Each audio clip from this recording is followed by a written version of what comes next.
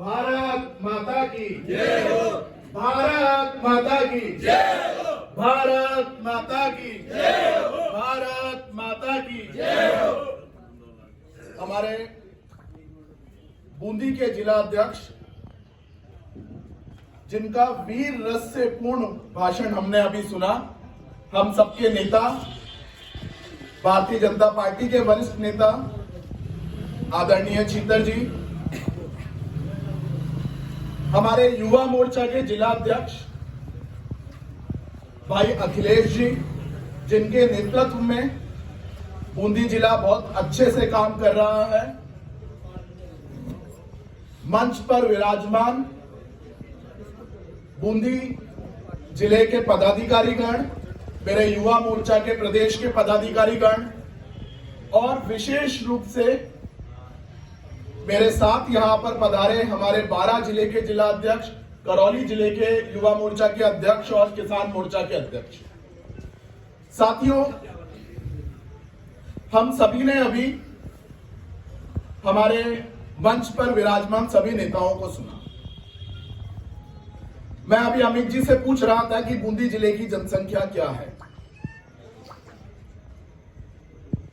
जो कार्य समिति होती है या कार्यकारिणी की बैठक होती है, वो मोर्चे की आगे की गतिविधियों की रणनीति को तय करने के लिए होती है कि आगे युवा मोर्चा को किस दिशा में काम करना है और किस गति से काम करना है। और हम यहां पर चर्चा करते हैं कि आगामी कार्यक्रमों में युवा मोर्चा अपने जिले को किस प्रकार नेतृत्व देने का काम करेगा। तो आज ये जो बैठक यहां पर रखी गई है, इस पर हमें चर्चा करनी है कि युवा मोर्चा जो है बूंदी जिले में किस दिशा में काम करेगा और किस गति से काम करेगा। मैं जब आप सभी लोगों को बता रहा था कि मैं पूछ रहा था यहां पर बूंदी जिले की जनसंख्या क्या है, साथियों, ये हम सभी का सौभाग्य है कि हम सभी आज इस निर्णायक भूमिका में है कि बूंदी जिले का युवा मोर्चा किस दिशा में काम करेगा, उस पर चर्चा करने का मौका आपको और मेरे को यहां बैठकर करने का मिल रहा है। यह बहुत बड़ी बात है। ऐसे बहुत सारे कार्यकर्ता होंगे जो युवा मोर्चा की टीम में आना चाहते थे। बहुत सारे कार्यकर्ता हैं जो युवा मोर्चा में जिले की टीम में किसी भी दायित्व पर काम करने के लिए तैयार हैं। ऐसे बहुत सारे लोग हैं जो भारतीय जनता पार्टी की सदस्यता लेना चाहते हैं। पर आज हमारा यह सौभाग्य है कि हम एक जिले की युवा मोर्चा की कार्यकारिणी में हैं और उस जिले के अंदर युवा मोर्चा को नेतृत्व देने का काम, दिशा देने का काम हम सभी का है। साथियों, अगर कोई आपको यह काम दे कि युवा मोर्चा को परिभाषित करना है, आदरणीय अध्यक्ष जी जब अपना भाषण कर रहे थे तो उन्होंने युवा मोर्चा को परिभाषित किया। अब हो सकता है अध्यक्ष जी किसी और शब्दों में परिभाषित करें, आप किसी और शब्दों में परिभाषित करें, पर मुझको लगता है उसका भाव जो होगा, उसका भाव एक ही होगा।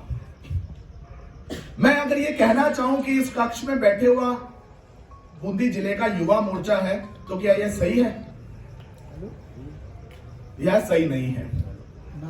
युवा मोर्चा बहुत बड़ा संगठन है। बूंदी जिले का युवा मोर्चा बहुत बड़ा संगठन है। यह युवा मोर्चा की जिले की कार्यकारिणी है। उस पूरे युवा मोर्चा को किस तरीके से काम करना है, उसकी गतिविधियां कैसी होनी चाहिए, उसका निर्णय करना यह आप सभी का काम है। उसको किस तरह से काम करना है, उसको किस प्रकार से काम करना है, यह आप सभी को निर्णय करना है। अभी हमारे सभी पदाधिकारी जब भाषण कर रहे थे तो वो बता रहे थे कि किस प्रकार से ये पार्टी आगे बढ़ी है। मैं मंडलों के जब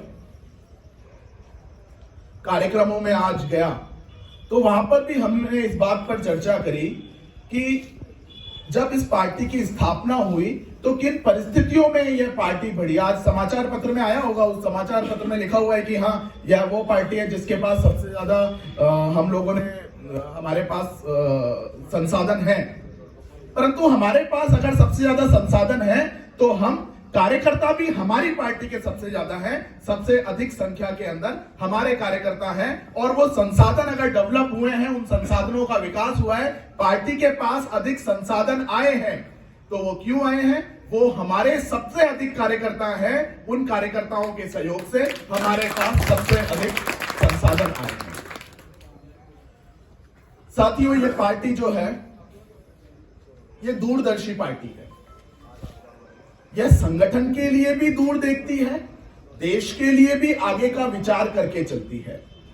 मेरे लगभग जितने भी पदाधिकारी यहां हैं, अभी बीकानेर में जब हम आदरणीय श्रद्धेय अटल जी का 57वां जन्म दिवस मना रहे थे, 97th बर्थ एनिवर्सरी मना रहे थे, तो उस समय हम लोगों ने वहां पर इस बात को रखा, हमने वहां पर एक बहुत बड़ा कॉन्क्लेव आयोजित करा और अध्यक्ष जी, उस कॉन्क्लेव का जो विषय था वो था 2047 का भारत।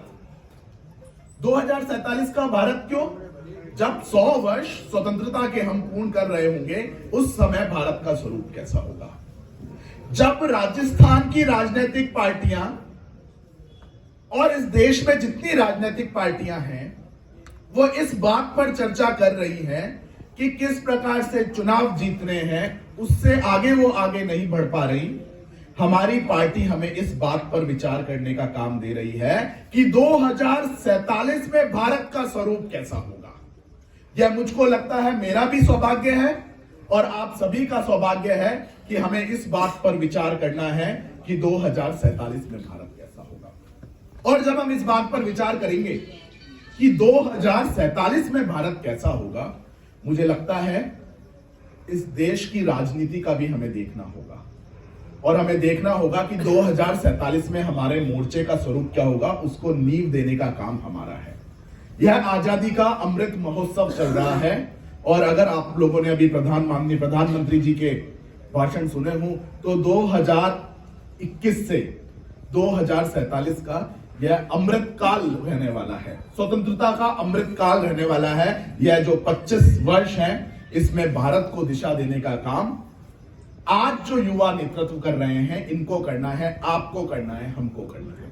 मैं आप सभी को बता रहा था कि किस तरह से यह पार्टी जो है, यह दूरदर्शी पार्टी है, दूर की दिशा में सोचती है, संगठन के लिए भी सोचती है, देश के लिए भी सोचती है।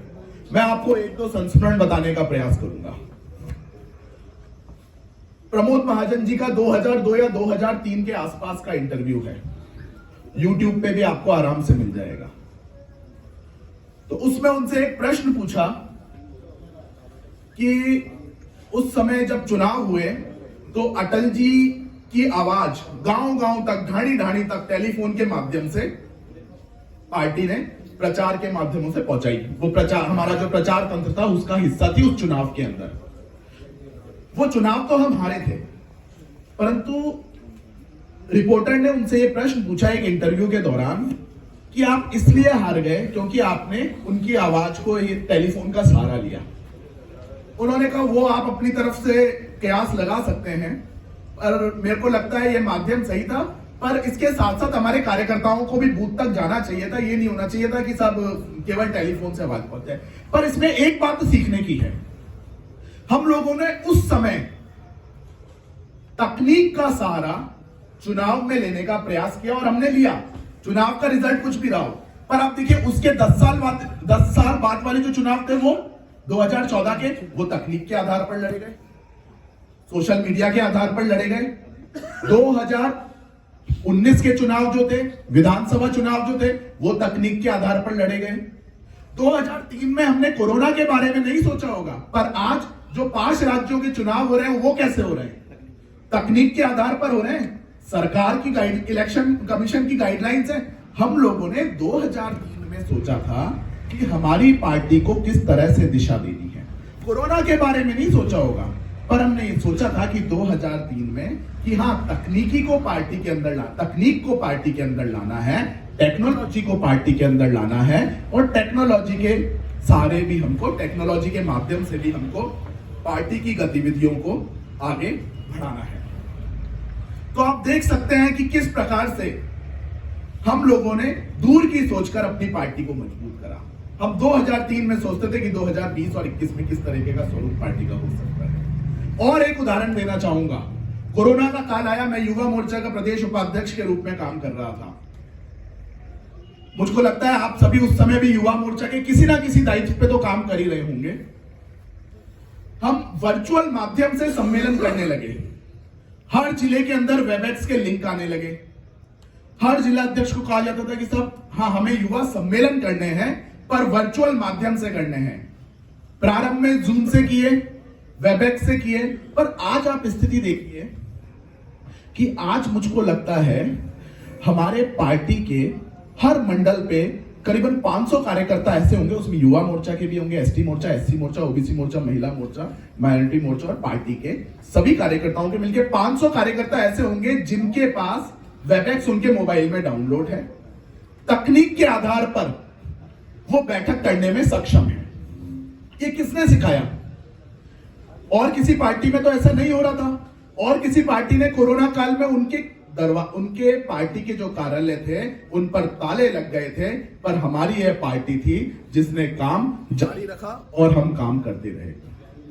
साथियों, ये कोरोना काल जो विपरीत काल था, उस काल के अंदर हमने सेवा कार्य भी किए, हमने संगठन के कार्य भी किए। और इस बात को मैं बहुत गर्व से कहता हूं कि युवा मोर्चा के कार्यकर्ताओं की बदौलत युवा मोर्चा वो संगठन है जिसने सेवा का काम भी किया पर संगठन के काम को कम नहीं होने दिया। संगठन के काम को भी हम बढ़ाते गए, हमारे पार्टी की गतिविधियों को भी हम निरंतर बढ़ाते गए। जब आवश्यकता पड़ी पहली लहर के अंदर, तो मेरे को लगता है आप सब कार्यकर्ता थे जो सैनिटाइजर वितरण का काम कर रहे थे। आप और मैं ही थे जो मास्क वितरण का काम कर रहे थे। हम भोजन के पैकेट्स का वितरण का काम कर रहे थे। हम राशन सामग्री का वितरण का काम कर रहे थे। दूसरी लहर आई, परिस्थितियां बदली, कोरोना बदला, परंतु युवा मोर्चा के जो कार्यकर्ता हैं उनके सेवा भाव में कोई बदलाव नहीं आया, वरन सेवा भाव जो है यह बढ़ता गया।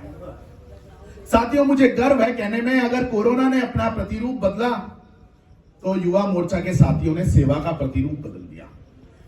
पहली लहर में भोजन के वितरण की आवश्यकता थी तो भोजन का वितरण किया।